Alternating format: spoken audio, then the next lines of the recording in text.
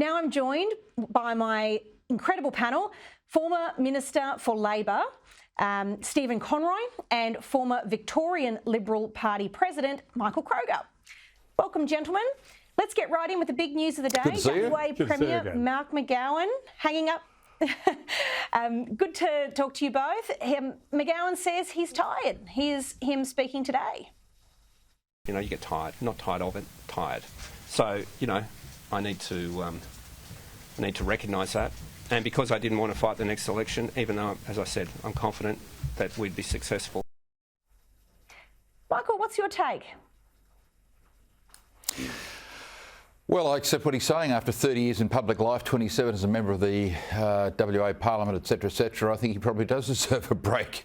And his family and kids probably would like to see him more. But you get this every time a senior politician retires. People are saying, you know, why is he retiring? Well, he's had enough. He's been there almost 3 decades. So I accept what he said. He's done, in Labor Party terms, an excellent job for the Labor Party. I mean, of course, you know, people forget a decade ago in 2013 he was thrashed.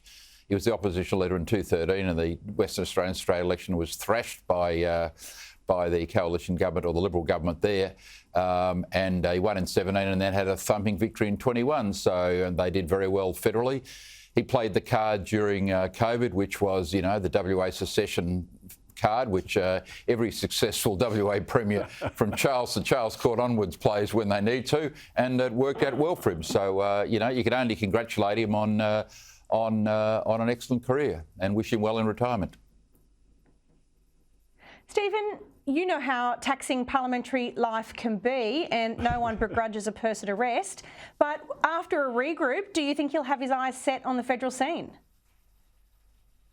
Look, it was like everybody else. I was shocked to hear the news today. I have a couple of very good friends in the Western Australian Parliament, and I was talking to them last week, and there was no inkling whatsoever that this was in the wind. But look, he, as Michael said, deserves the break. If he's crazy enough to want to go into federal politics at this time of his life, you know, I always admire the federal members of Parliament from the Northern Territory, from the northern half of Queensland and the WA. MPs and senators, because it is such a gruelling lifestyle. You spend so long in that plane. People like to say, oh, they're sitting up the front of the plane. Well, my God, if you're going backwards and forwards to Perth, you certainly wouldn't begrudge that of anybody.